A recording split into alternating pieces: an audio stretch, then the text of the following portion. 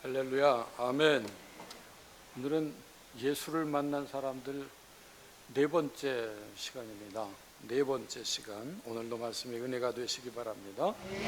오늘 마가복음 2장의 말씀 1절부터 우리 전집사님 잘 읽어주셨는데 주요 내용이 중풍병자를 고치셨던 얘기입니다. 예수님의 공생애에서 아주 중요한 그런 전환점이 되는 그런 사건이 오늘 중풍병자를 고치시는 이 사건 이야기입니다. 이전과는 성격이 아주 다른 역사가 새롭게 쉬프트 전환되는 그런 사건이 이 오늘 중풍병자를 고치셨던 사건입니다. 병자를 고치시는 것에 대해서는 뭐 그렇게 예수께서 많은 병자들을 고치셨기 때문에 특별히 새로울 것이 없지만은, 그런데 오늘 여기 중풍병자를 치유하시는 이 사건에서는 그 주변 사람들에 대한 그 예수님의 태도가 전적으로 이전과는 확연히 달라지는 그런 모습을 보여주고 있습니다. 그 첫 번째가 당시 그 종교 지도자들의 대표라고 할 수 있는 서기관들이죠.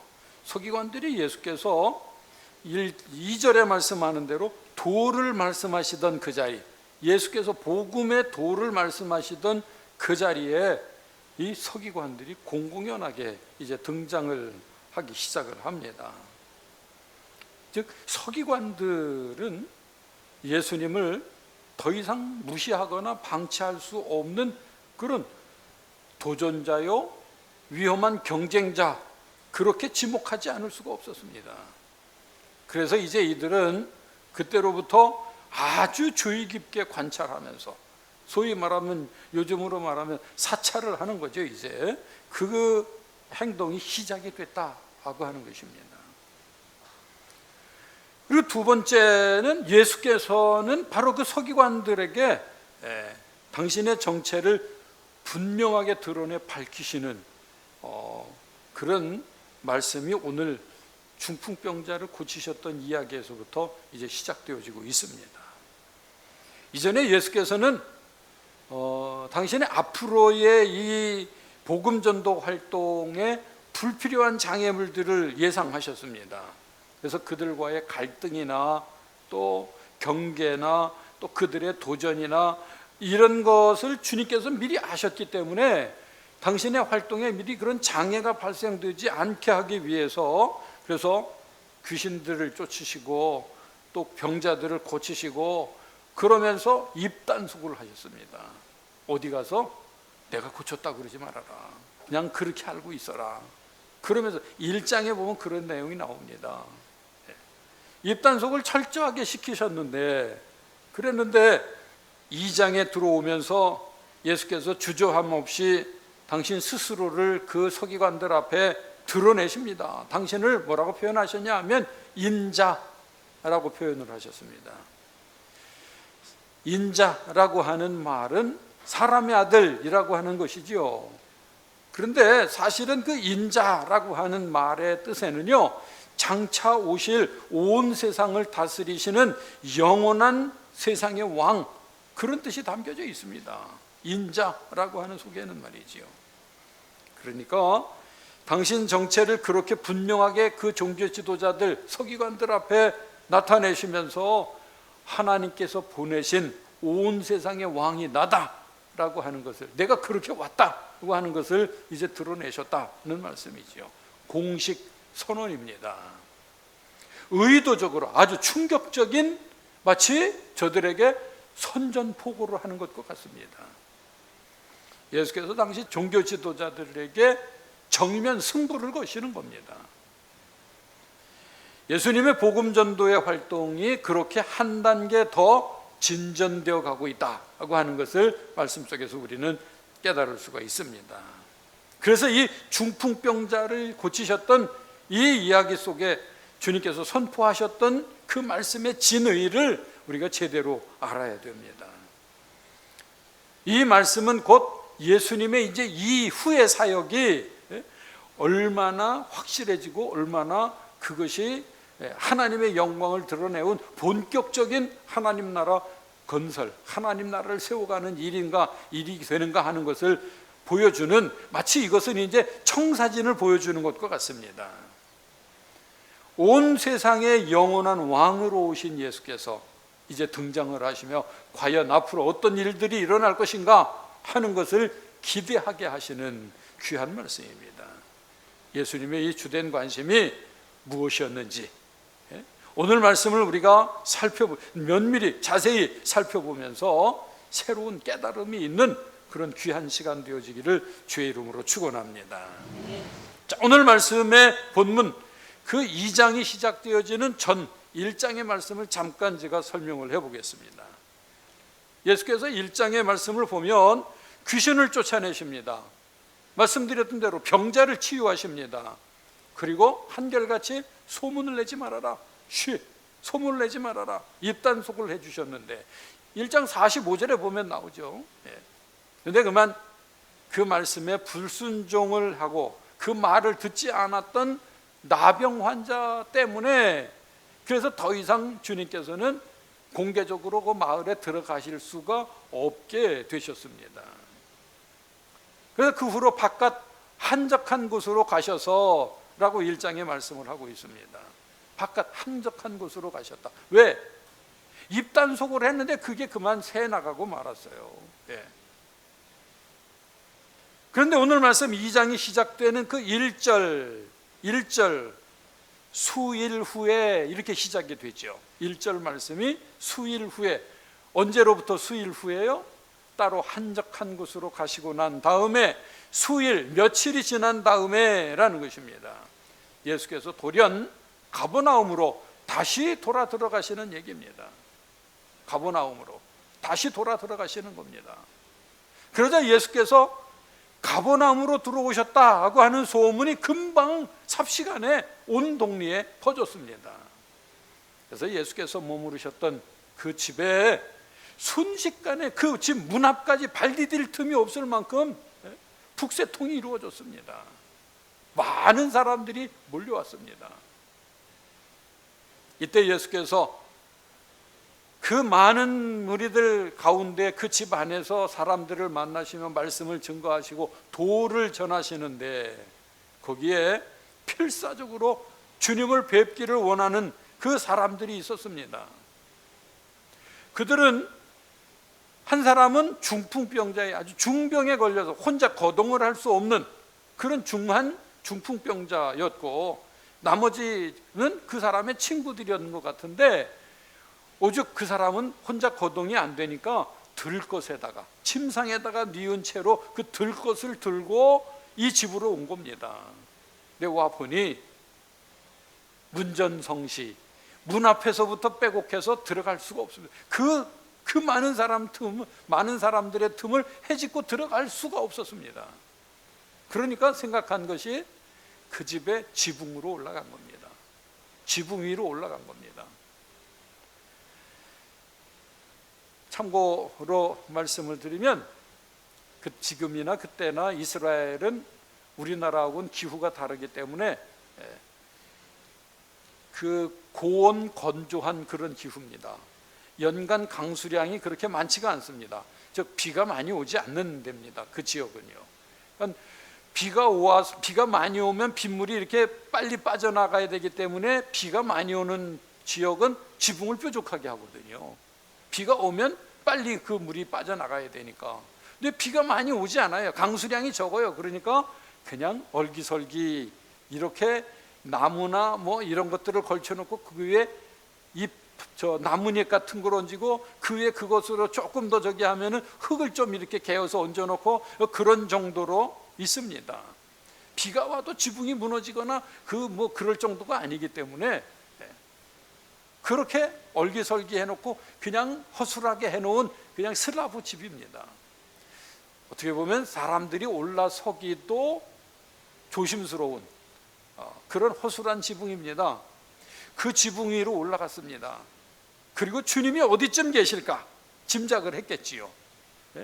주님이 계신 그 자리에 어디쯤인가를 보고서 그곳쯤을 이렇게 걷어낸 겁니다. 흙부덕이나 흙덩어리거나 아무튼 그 위에 있는 것들을 좀 걷어내고 그리고 거기에 얽혀있는 그 골조와 같은 나무들을 좀 걷어내고 그랬을 겁니다.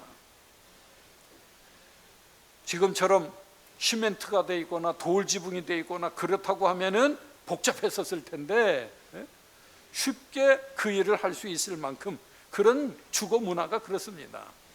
주님이 계실 어디쯤인가를 걷어내고 거기로 들것채로 그냥 이 환자, 중풍병자를 들어내린 겁니다. 난리가 났겠죠. 그 집안에서는요. 지붕이 뚫리고 거기서부터 사람의 들것이 내려오니까. 그런데 그게 이해도 될 만한 것이 빼곡하게 사람들이 지금 모여 앉아있고 거기를 헤집고 들어올 수 없는 형편이니까 당연히 위에서 내려오는 거지요. 그러니까 이 사람들이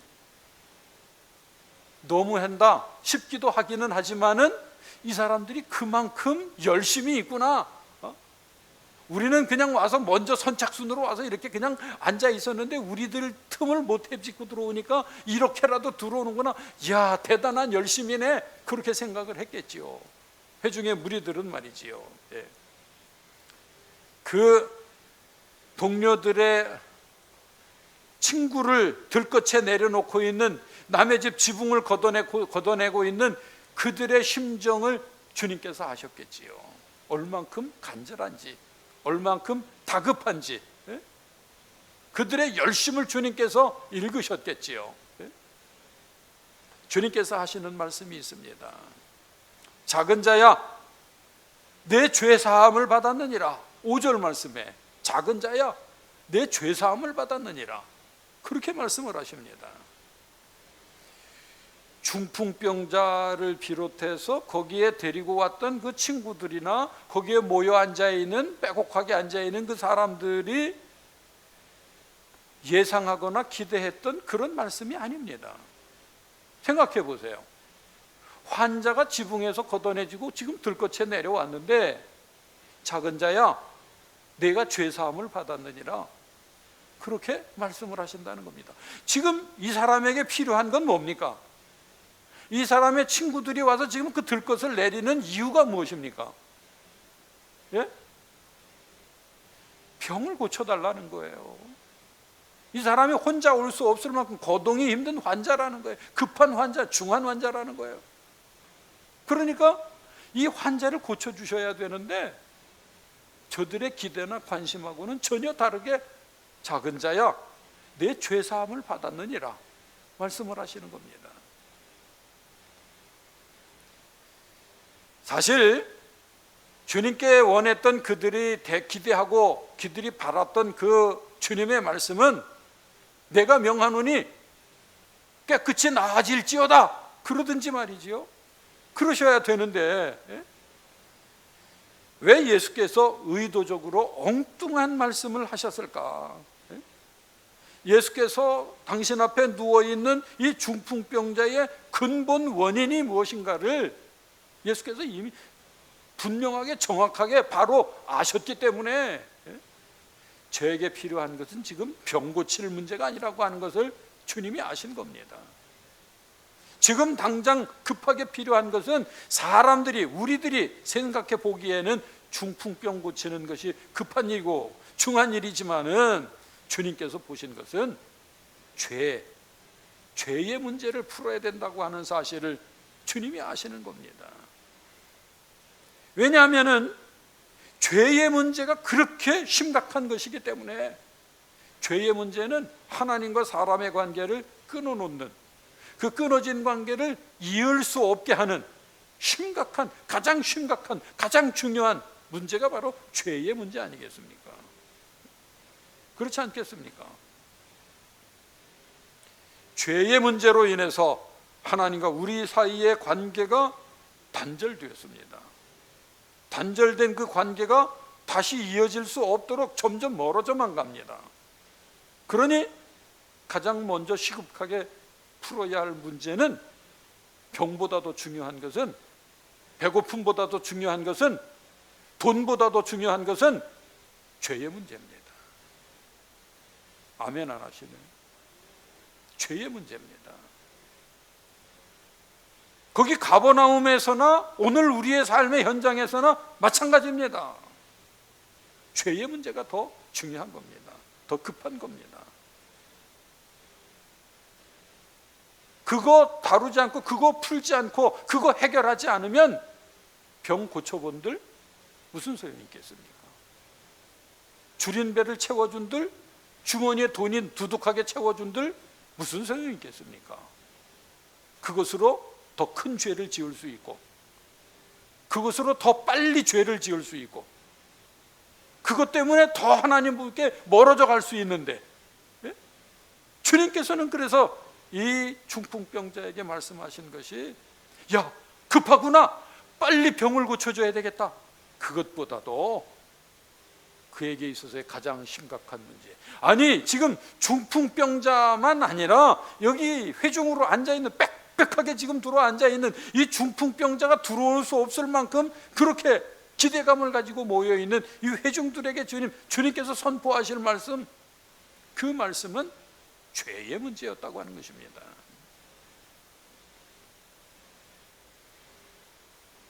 오늘 말씀 우리가 주의 깊게 분명하게 새겨들어야 할 것은 오늘 우리의 상황에서도 똑같다고 하는 사실입니다.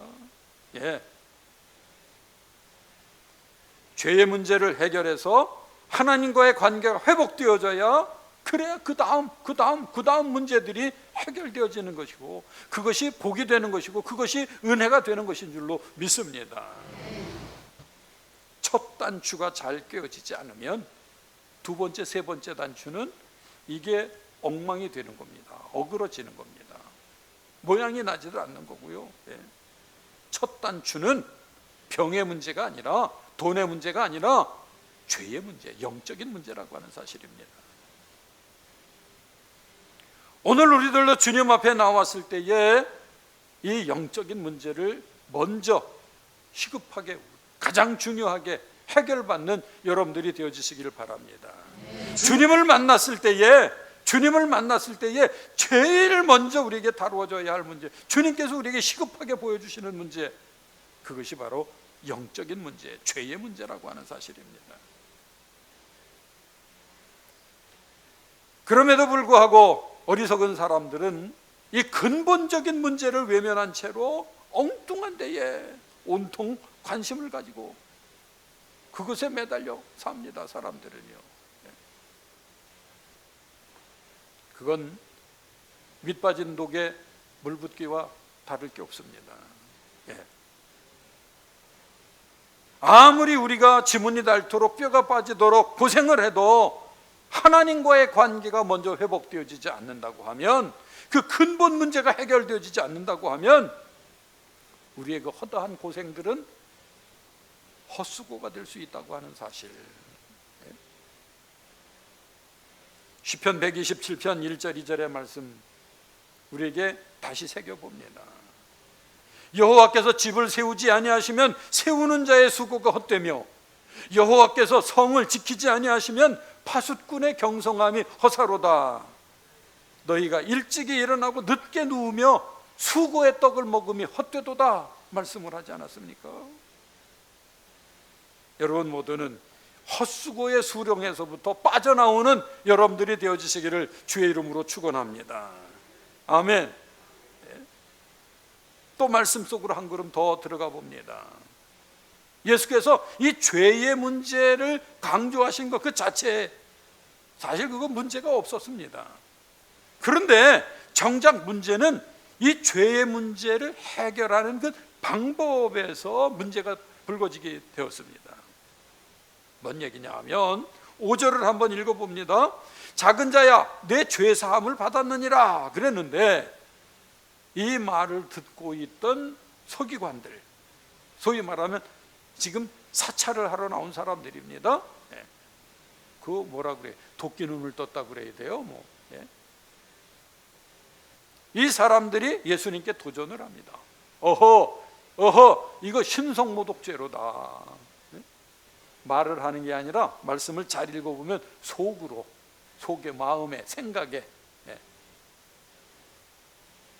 하나님의 명예를 더럽히는 죄를 저질렀다는 거예요. 누가? 주님이. 마음속으로 분노하며 그러나 사실 그게 엄격하게 따져보면 그 말씀 자체가 큰 문제가 되는 건 아닙니다. 주님께서 내 죄를 사하노라 그렇게 말씀하신 게 아니고 선포를 하신 겁니다. 하나님께서 내 죄를 용서해 주신다, 용서하셨다라는 거예요. 당신이 용서한다라고 말씀하신 게 아니에요. 용서를 선언하신 거지요. 내 죄가 사함을 받았느니라 그렇지 않습니까? 그 말을 서기관들은 자기들 생각대로 오해를 하고 잘못 알아들은 겁니다. 그래서 아니 저가 불경건죄를 짓고 있네, 저가 누군데 감히 저렇게 말을 하나, 그러면서 저들은 아니 꼽게 생각을 했다는 것이지요. 만약에 예수님의 그 말씀이 신성모독죄가 됐다고 하면 그게 그렇게 서기관들이 잠자코 듣고만 있을 리가 없습니다.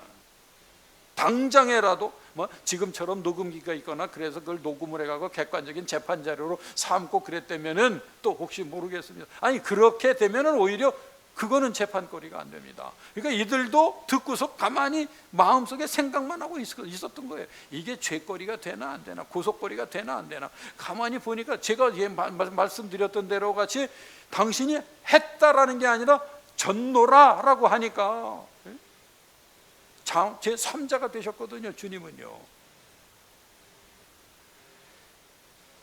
예수께서 이 말씀은 죄사함을 선포하시면서 지금 그들 들으라고 하시는 이 말씀은 뭐냐 하면 죄사함의 문제를 가지고 그걸 가지고 문제를 삼으시려고 하는 것이 아니라 사실은 와서 지금 눈을 흘기고 지금 듣고 있는 저 마음속에 지금 딴 생각을 가지고 있는, 다시 말씀드리면 그들은 입 밖으로 한 말이 아니라 마음속에 품고 있었다는 것인데, 다시 말하면 또 주님께서는 그 마음속에 품고 있는 그 생각, 그 마음도 훤히 들여다보고 계셨다는 거예요.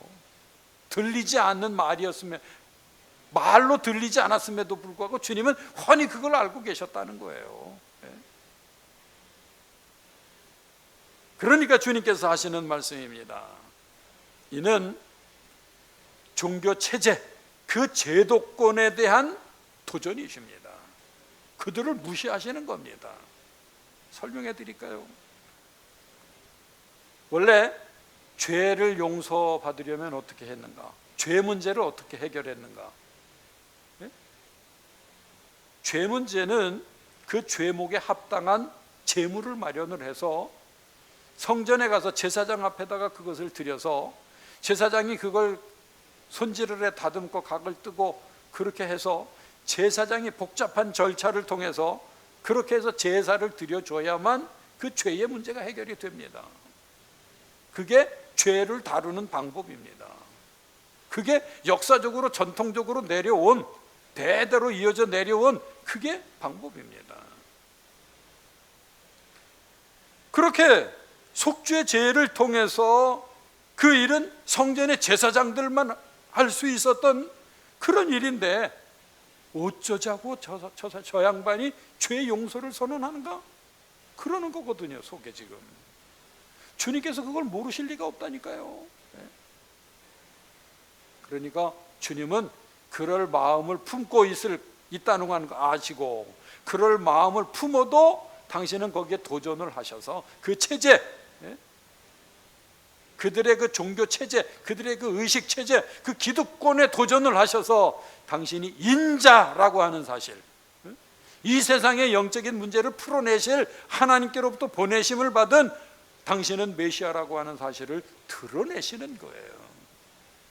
그래서 2장이 획기적인 변화의 쉬프트 전환의 말씀이라고 하는 것을 제가 서두에 설명을 드리고 시작을 한 거예요. 공식적인 본격적인 선포로 인해서 당신의 사역이 한 걸음도 발전되어지고 한 걸음도 구체적으로 회중 속으로 들어가시고 계시는 그 주님이신 것을 오늘 말씀 안에서 우리는 깨달을 수가 있습니다. 그 당시에 성전의 제사장들이 죄 용서의 권한을 가진 사람들이었습니다. 독점한 사람들입니다. 제사장들이 말이지요. 천주교 가톨릭 성도들이 신부 앞에 가서 자기의 죄를 고백합니다. 그러면 신부가 그 죄 용서에 선언을 해줍니다. 그 제도가 바로 고해성사라고 하는 것인데, 이 가톨릭 신자들은 죄를 용서받을 수 있는 공식적인 방법이 오직 고해성사 그거밖에는 없습니다. 믿습니까? 아멘입니까? 아닙니다. 우리는 그렇게 믿지 않습니다. 그렇죠? 그렇죠? 아니, 대답을 안 하시네. 우리는 그런 믿음 갖고 있지 않습니다. 우리의 죄는 말씀대로 같이 주님께로부터 용서함을 받습니다. 아멘. 그래서 제가 예수를 만난 사람들 시리즈를 하는 이유가 여러분들이 직접 예수님을 만나셔야 된다는 거예요. 아멘. 제게 와서 죄 문제를 고백한다고 제가 용서해 줄 수 있는 게 아니라니까요. 여러분들이 직접 주님을 만나셔야 된다는 거예요. 아멘. 그렇게 해결이 되어지는 겁니다. 주님이 바로 그 말씀을 하신 거예요. 제사장에게로 갈 필요가 없다. 중간에 중개자가 필요가 없다. 하나님께서 직접 너희의 죄를 용서해 주신다. 내가 그 일을 깨우치려고 이 땅에 왔다. 하나님께서 아들인 나를 이 땅에 보내신 뜻은 당신이 직접 이 백성들을 사랑하시는 것을 나타내시고 보이시고 깨닫게 하시고 직접 하나님이 만나 주시려고 주님이 이 땅에 오셨다니까요. 그래서 우리들도 예수 그리스도를 만나야 됩니다. 성령의 역사하심 그 체험 속에서 예수를 인격적으로 만나시는 여러분들이 되어지시기를 주의 이름으로 축원합니다. 축원합니다. 다른 절차가 필요하지 않습니다. 다른 조건이 필요하지 않습니다. 주님께서 그 모든 단계, 제사의 단계, 그 모든 복잡한 거, 부담되는 거 다 건너뛰고 중풍병자에게 직접 내 죄가 사함받았느니라. 병을 고친 것보다 10배, 100배 더 큰 은혜를 받은 겁니다. 더 큰 은혜를 받은 겁니다. 이것은요. 죄 용서를 위해서 예수님께서 보셨던 것은 그 어떤 절차나 누구를 통해서가 아니라 그들의 믿음으로 되어진다고 하는 것을 주님이 드러내 주신 겁니다. 아, 그 정도의 믿음이면은, 그 정도의 열심이면은, 그래, 그 마음, 그 속내, 그 믿음, 그 영적인 갈증을 내가 인정해 주마. 내 죄 사함을 받았느니라 말씀을 하시는 겁니다. 들어오지도 못한 채로 저 뒤에 언저리 앉아 있다가, 아니면 그 많은 사람들 틈에 틈바구니에 끼어 앉아 있어 예수님의 시선을 마주치거나, 아니면 옷자락이라도 만져보면 병이라도 고쳐볼까, 그렇게 해서 병을 고쳐본들 다시 병 안 들겠습니까? 그렇게 해서 은혜 받고 그렇게 해서 시원하게 문제가 해결된들 그 문제가 다시 안 생기겠습니까? 목마르지 않고 배고프지 않고, 그렇겠습니까? 중요한 것은 돈이 아니고 육신이 아니고 명예가 아니고 영적인 문제, 죄라고 하는 것입니다. 예나 지금이나 오늘 우리들도 주님 앞에 가장 먼저 시급하게 해결받아야 할 문제는 죄의 문제입니다. 그래서 여러분들은 그 문제를 가지고 씨름해야 됩니다. 그 당시에 그 상황을 한번 상상해 봅니다. 복잡한 그 속죄의 절차가 없이 예수님께 나와서 직접 죄 용서를 받을 수 있다고 하면,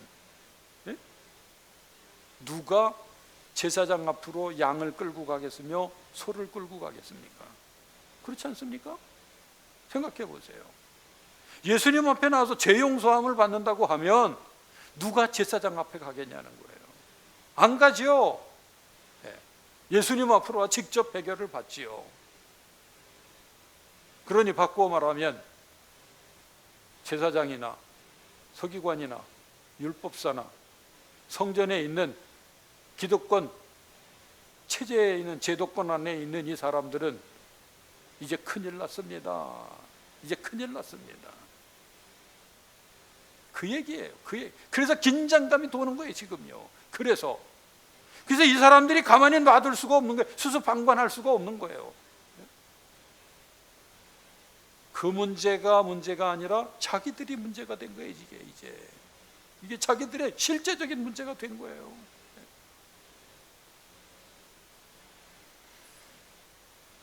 이해가 안 되는 부분이 또 한 가지가 있는데, 당시에 종교 체제에는 모세의 율법에 의해서 하나님의 말씀에 기반을 두어서 정당한 제도 관습으로 지금까지 잘 이어져 내려왔습니다. 제사 제도가, 성전이. 그렇잖아요. 그 문제가 있었어요? 문제 없어요. 그렇게 해왔어요. 그게 옳아요. 그게 바른 거였었어요. 그런데 왜 예수께서 하나님의 명령을 따라 수백 년간 지속되어 왔던 이 체제를 무너뜨리려고 하시는 걸까? 주님께서는 왜 그럴까요? 그 당시에 종교 체제가 썩어 문드러졌기 때문에 그래요. 그게 죄를 해결하는 게 아니라 더 큰 죄를 만들어내고 있기 때문에 그래요. 그게 그렇잖아요.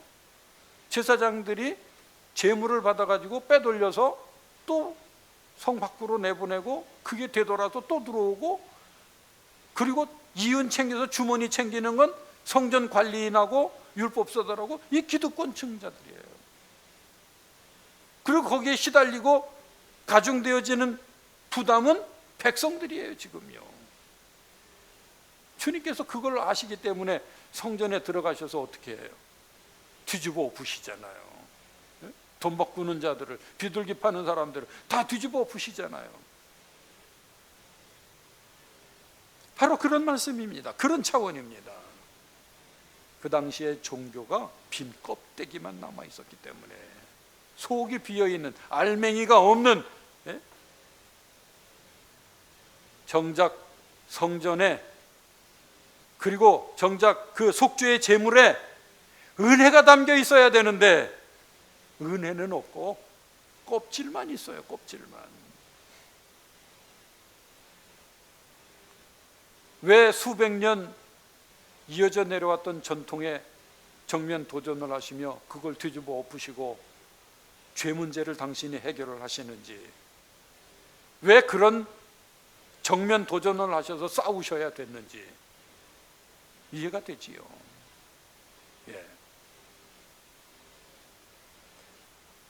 하나님께 숱한 속죄 제물을 바쳤지만은 그 백성들의 삶 속에는 진정한 회개가 없었습니다. 숱한 제물을 바치지만은 드리고 바치고 다듬고 하는 성전 제사장과 관리인과 그 모든 이들의 그 심각한 문제도 여전히 더 짙어 두꺼워지고 커져만 갔지 그 문제가 해결이 되어지지 않았습니다. 그들의 종교 제도 안에는 자비나 사랑이나 긍휼이나 은혜가 없었습니다. 서로가 서로를 죄로 덮어 씌우면서 계속해서 상대를 공격해가면서 그런 일들만 생겨져났지, 자만 들이대고 있었지 그걸 해소해 줄 수 있는 수건, 걸레, 이 따뜻한 손길이 없었다고 하는 것입니다. 주님은 그래서 그 영혼들을 어루만지시고, 주님은 그래서 그 엄격한 잣대를 다 뭉개시고 하나님의 사랑을, 하나님의 은혜를, 죄사함의 은혜를 주님께서 선포하시는 말씀인 줄로 믿습니다. 이건 병을 고치는 일보다 중요한 것이라니까요. 먼저 되어져야 할 일이라니까요.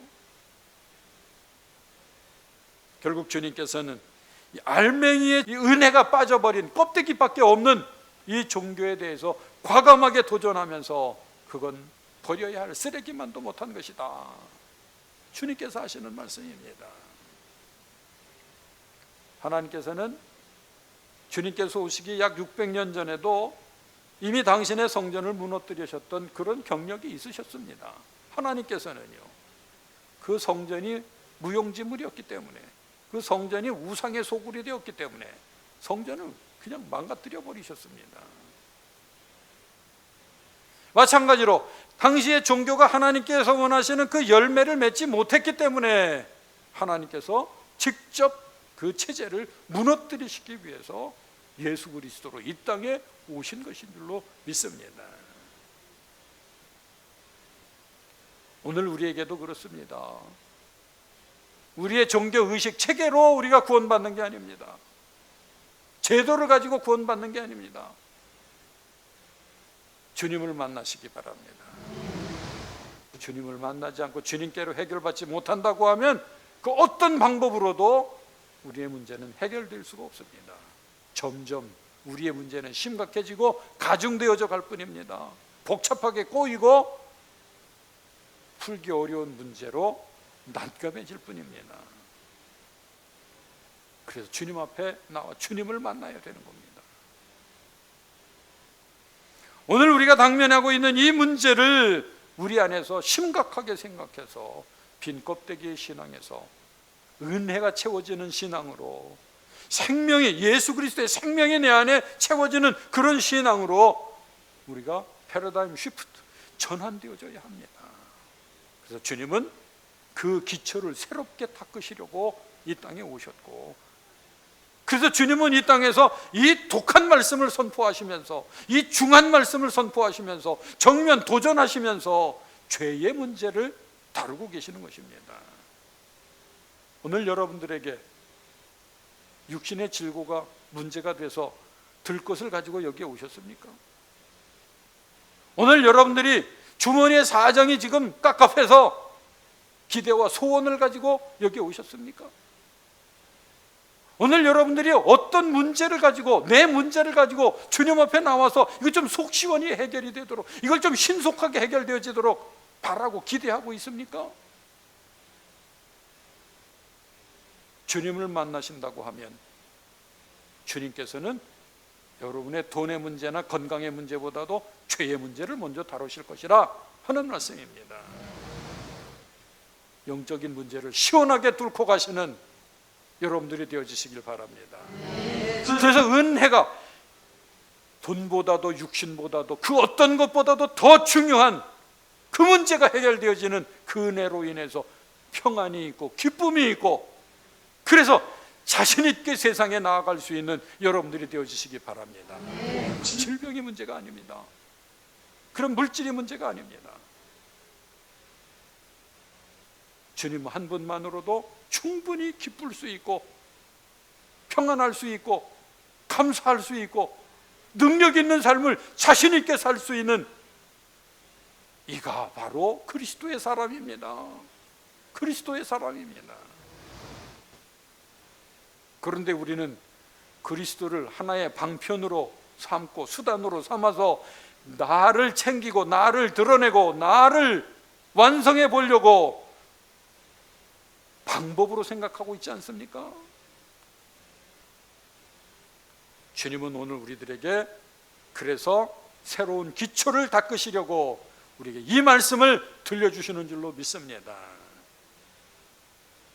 우리가 만약에 내 스스로가 이런 영적인 문제에 위기를 느끼고 이런 영적인 문제에 고민이 된다고 하면은, 그래서 부끄러움이 있다고 하면 주님 앞에 서기관들처럼 반항하지 말고 주님 앞에 고백하시기 바랍니다. 하나님은 우리의 거칠애를 중요하게 보시지 않습니다. 하나님 앞에 버림받지 않으려고 하면 주님을 만나는 은혜, 주님을 만남을 통해서 성령이 충만해지는 그 은혜, 그것이 우리에게 누려져야 됩니다.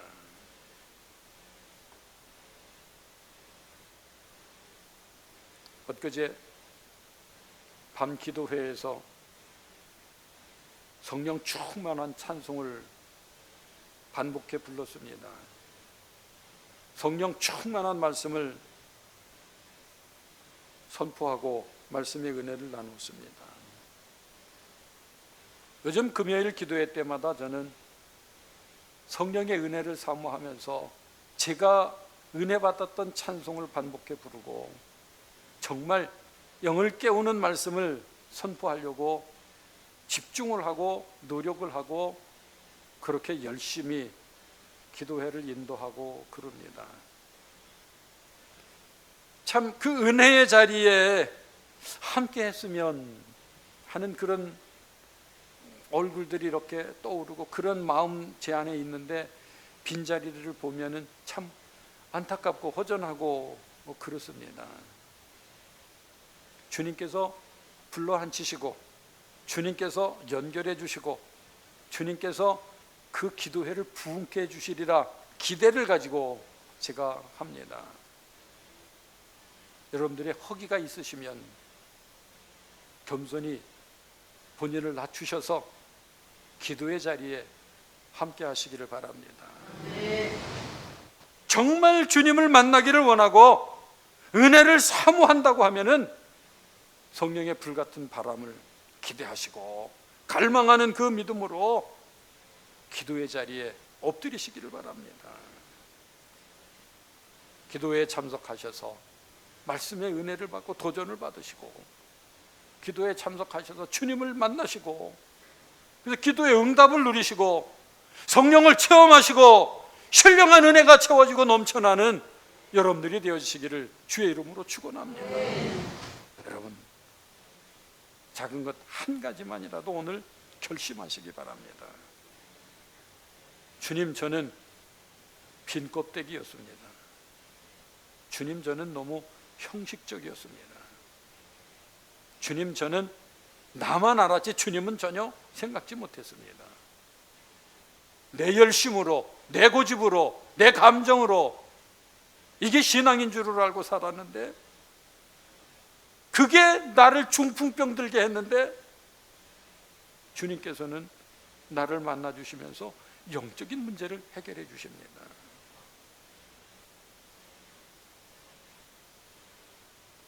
그렇게 삶의 기초가, 영적인 기초가, 믿음의 기초가 다시 놓아지는 주님을 만난 기쁨이 있는 여러분들이 되어지시기를 주의 이름으로 축원합니다. 기도하시겠습니다.